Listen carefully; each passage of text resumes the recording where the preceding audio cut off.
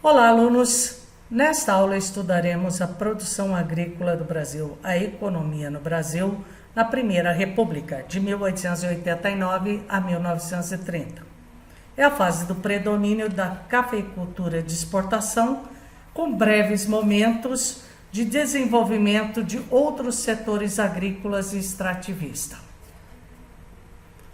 Observe a tabela abaixo dos principais produtos brasileiros de exportação em porcentagem de 1891 a 1928. Observe bem: café, açúcar, algodão, borracha, couros e pele, outros. Observe que o café só ganhou extrema força. No início da República, o plantio do café aumentou de forma significativa, principalmente no Oeste Paulista. O café é uma lavoura cara, cuja produção oscila anualmente e que na época era toda manual, do plantio à colheita. Por isso era necessária a vinda de muitos imigrantes para suprir a falta de mão de obra existente no Brasil. Além do que, os imigrantes ajudavam a branquear a população brasileira, como já foi dito anteriormente no conceito existente da sociedade brasileira. As oscilações ocorriam tanto em quantidade produzida, como em virtude do mercado externo. Em 1896, por exemplo, houve uma safra recorde e o preço caiu, tornando a balança de pagamento desfavorável, pois a maior arrecadação de impostos no Brasil vinha das exportações. Por isso, foi preciso renegociar a dívida externa, que, como vimos antes, coube ao ministro da Fazenda, Joaquim Murtinho, realizar uma série de reformas financeiras e renegociar a dívida externa com um novo empréstimo com o banco inglês Rothschild. Essa renegociação ou amortização da dívida se chamou Funding Loan, com a suspensão do pagamento da dívida até 1911. Os juros cobrados por essa estratégia custou muito caro aos cofres brasileiros, mas o país teve o crédito externo restaurado. Apesar da crise, o número de cafezais no Brasil continuou a crescer. Em 1906, houve nova safra cafeeira recorde paulista e mundial desta vez.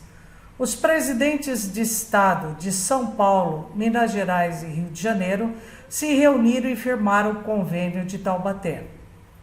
O governo federal deveria comprar o excedente de café, garantir um preço mínimo por saca, fazer propaganda para aumentar o consumo interno e impedir novos plantios. A isso damos o nome de socialização de perdas. Os cafeicultores ficaram satisfeitos com as medidas, mas a sociedade brasileira pagaria o preço, pois novos empréstimos externos foram firmados.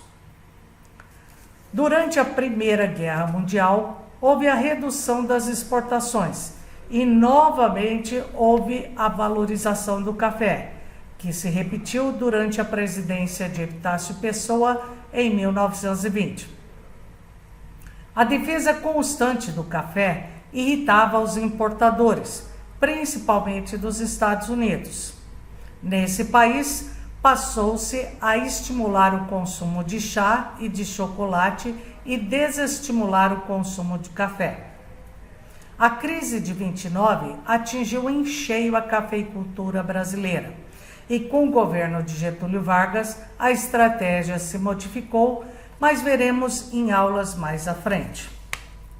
O açúcar brasileiro continuava importante na zona da Mata Nordestina e no norte fluminense, mas perdeu muito do seu potencial exportador quando comparamos com o café.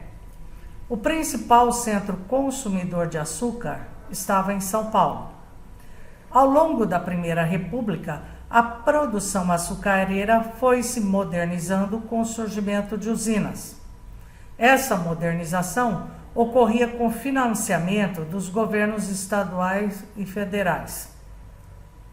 Muitas empresas estrangeiras investiram em usina de açúcar. A aristocracia açucareira se preocupava em não provocar uma superprodução. Por outro lado, o trabalhador rural recebia baixíssimos salários e, em época de entre-safra, se deslocava para a cidade, morando em morros ou terrenos públicos, dando origem às chamadas favelas. O algodão teve grande importância no Nordeste brasileiro em virtude da industrialização inglesa e no período da Guerra de Secessão dos Estados Unidos, entre 1861 e 1865. Com o fim da guerra, os Estados Unidos retornaram o posto de maior produtor, o que fez a produção algodoeira brasileira se encolher. As fábricas têxteis começaram a se espalhar pelo Nordeste brasileiro, produzindo panos, linhas, tecidos e sacos para exportação do algodão bruto e açúcar. No final do século XIX, o ritmo de crescimento diminuiu e a decadência ocorreu a partir de 1930. A borracha amazonense. A borracha amazonense se desenvolve com a indústria mundial em virtude da segunda revolução industrial, que possibilitou o surgimento de novos setores industriais e a necessidade de novas matérias-primas, como a borracha para a indústria pneumática. A borracha, extraída da seringueira, vinha da região amazônica, que possui a maior reserva natural dessa espécie. A borracha amazonense, extraída por trabalhadores que viviam miseravelmente dentro da floresta, enriqueceu os grandes exportadores entre 1887 e 1910.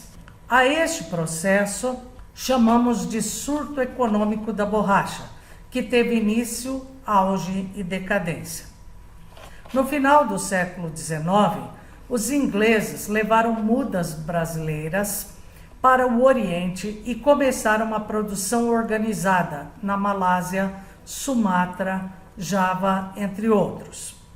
Assim, no Brasil, a partir de 1913, a produção superou a nativa brasileira, ou seja, a Ásia tinha melhor produção que a brasileira. Para se preparar, você deve pegar o capítulo 9, fazer os exercícios 37 e 38. Bons estudos!